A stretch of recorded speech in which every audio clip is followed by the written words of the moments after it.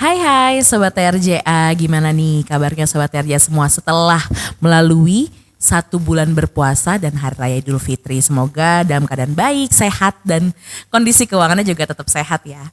Kembali lagi bersama saya Geraldine sebagai host dan kali ini secara rutin TRJA akan selalu mengupas laporan keuangan yang baru saja diupload dan kali ini kita akan membahas mengenai laporan keuangan tahun 2022 yang baru saja kami upload per tanggal 31 Maret 2023 kemarin.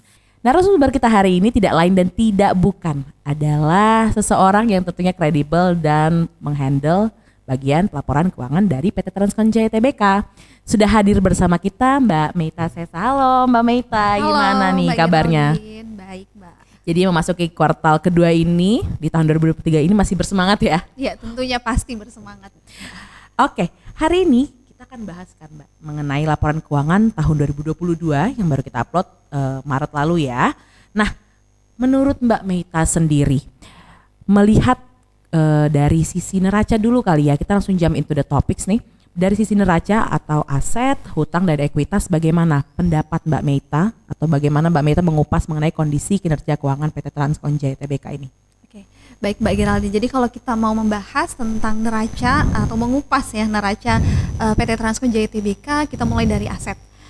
Untuk aset sendiri Mbak Geraldine, jadi di tahun 2022 PT Transcon Jaya Tbk berhasil atau menambah aset hingga 35%. Wow, keren banget ya. Nah, tentunya Mbak Geraldine penambahan aset ini berbanding lurus atau sejalan dengan peningkatan pendapatan dari PT Transcon Jaya Tbk itu sendiri.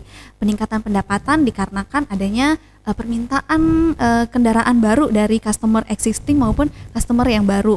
Karena permintaan unit atau kendaraan tersebut, akhirnya perusahaan pun harus membeli unit baru kan Mbak Geraldine. Okay. Nah, itu menjadi penyebab aset perusahaan pun bertambah. Benar. Nah, kemudian kalau dari sisi hutang Mbak Geraldine, hutang juga mengalami peningkatan. Hal ini disebabkan karena perusahaan membeli unit atau kendaraan baru dengan mekanisme pembiayaan dari perusahaan leasing. Oh, I see. Oke. Kemudian dari sisi ekuitasnya sendiri gimana nih, Mbak Meita? Dari ekuitas pun juga meningkat ya Mbak Geraldine, tentunya karena perusahaan pun akan membeli atau menambah aset-aset pun butuh modal yang bertambah tentunya Mbak Geraldine. Hal ini bisa dilihat bahwa equity-nya meningkat senilai 9%. Oke, jadi memang peningkatan aset dikarenakan oleh pembelian unit yang lebih karena adanya permintaan dari customer yang juga meningkat ya di tahun 2022. Sekali. Nah, ini juga menjadi salah satu pertanyaan atau momok pertanyaan yang sering ditanyain Sobat TRJ, kenapa sih hutangnya naik begitu ya? Ternyata hutang naik disebabkan oleh pembiayaan leasing akibat pembelian aset baru. Betul gitu. Dan juga dari sisi ekuitas bertambah tentu saja untuk mempersiapkan kendaraan ke customer membutuhkan modal yang lebih banyak juga. Betul begitu ya Mbak Meita ya? Sudah disinggung sedikit tadi mengenai pendapatan. Nah, berkaca dari kinerja keuangan PT Transcon Jaya Tbk juga gimana nih kalau dari sisi pelaporan laba ruginya Mbak Meita? Ya. Kalau untuk dari pelaporan laba rugi kita mulai ya, seperti yang saya sudah singgung sebelumnya bahwa pendapatan kita meningkat.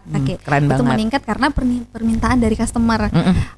Tapi setelah kita melihat ke bawah di net profit, ternyata net profit perusahaan turun. Turun 20%. Hal ini disebabkan oleh karena perusahaan melakukan transformasi pembaharuan. Hal ini berdampak pada pos-pos tertentu. Biaya-biaya tersebut menjadi meningkat. Nah, kita bisa lihat contohnya seperti biaya mining preparation. Hal ini berbanding lurus ya dengan penambahan kendaraan di PT Transcon Jaya Tbk. Akhirnya biaya-biaya seperti itu pun juga ikut meningkat. Nah, kemudian yang paling berdampak lagi yaitu di Balikpapan, PT Transcon Jaya Tbk melakukan penambahan supporting office. Fasilitas baru ya. Betul sekali Mbak Geraldine. Jadi fasilitas baru, kemudian juga penambahan ya, dan ada renovasi. Contohnya seperti menambah supporting office di Balikpapan. Kemudian kita juga melakukan renovasi pada kantor cabang di beberapa titik. Hal itu yang menyebabkan biaya-biaya pun meningkat Mbak Geraldine. Jadi memang biaya yang dikeluarkan saat tahun 2022 itu sebenarnya untuk tahun-tahun mendatang itu akan memberikan maksudnya perubahan-perubahan juga ya. Betul, jadi dikeluarkan sekali. saat ini untuk benefit-benefit secara berkepanjangan begitu ya. Betul. Jadi memang adanya transformasi, kemudian adanya renovasi di beberapa titik sampai dengan penambahan fasilitas ya. Dan juga Mbak Geraldine di tahun 2022 itu PT Transcon Jaya juga melakukan penambahan karyawan. Nah, hal ini juga berdampak pada biaya operasional karyawan. Benar, dari sisi gajinya tentu saja ya Mbak Meita ya. Nah, jadi memang sebenarnya biaya-biaya tersebut digunakan untuk hal-hal yang memang membantu perkembangan dan pertumbuhan dari PT Transcon Jaya Tbk sendiri ya Mbak Meita. Oke, kita next ke pertanyaan selanjutnya nih. Karena Sobat TRJ kita ini juga nih Mbak Meita banyak pelaku pasar modal, karena kita juga berada di Bursa Efek Indonesia ya tentunya. Kalau dari sisi valuasi sahamnya, gimana sih menurut Mbak Meita sendiri, apakah masih recommend untuk ditransaksikan? Iya, untuk saham PT Transcon Jaya Tbk sendiri Mbak Geraldine masih sangat rekomennya untuk sobat-sobat TRJA mengkoleksinya. Karena harga ini masih tergolong murah, jadi layak untuk sobat-sobat TRJA koleksi. Oke, berarti dihitung dari, biasanya kita hitung dari rasio PER, kemudian dari PBV, masih tergolong murah. Masih tergolong cocok murah. Buat sobat TRJ yang masih milenials nih ya, karena masih murah. Oke, kalau gitu. Pertanyaan terakhir nih Mbak Meita sebelum kita tutup sesi kita kali ini. Seperti apa sih mungkin bisa diceritakan kepada sobat TRJA target kinerja keuangan tentunya ya untuk PT Transcon Jaya Tbk sepanjang tahun 2023 ini. Apalagi kita sudah melewati 4 bulan nih, hampir 4 bulan kita lewati di tahun 2023 ini. Gimana target ke depannya Mbak Meita? Ya, target kedepannya Mbak Geraldine tentu kita menginginkan itu lebih baik ya dari tahun 2022. Nah, untuk net profit sendiri PT Transcon Jaya Tbk kembali menargetkan untuk menaikkan 10 hingga 15%. Tapi target dari net profit ini sendiri itu sejalan dengan target atas penambahan unit, sehingga dari sisi pendapatan kita juga bertambah. Betul. Nah, untuk unit sendiri PT Transcon Jaya Tbk di tahun 2023 ini menargetkan akan menambahkan 1.440 unit. Wow, banyak banget ya. Iya, betul sekali. Dan penambahan unit ini juga tentu bisa mampu mendorong atau mengangkat net profit nantinya. Benar, tentunya selaras dengan pertumbuhan dan perkembangan bisnis Transcon sendiri sekali. Begitu ya. Nah, kita sudah membahas nih dan mengupas mengenai laporan keuangan TRJA di tahun 2022. Ternyata TRJA masih dengan visi yang sama, dengan optimisme yang kuat meskipun memang kemarin terjadi penurunan, tapi nggak menjadi masalah karena kalaupun dilihat kembali laporan keuangan PT Transcon Jaya Tbk ini tetap sehat dan masih menghasilkan laba begitu.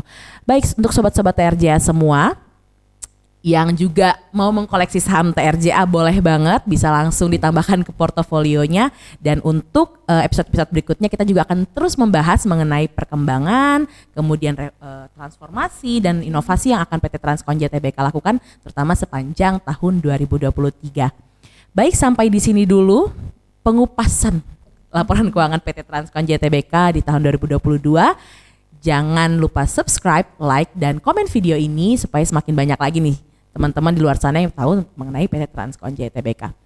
Sekali lagi terima kasih Mbak Meita untuk waktunya hari ini. Semoga sehat selalu, dan untuk Sobat TRJ juga semoga sehat selalu. Sampai jumpa.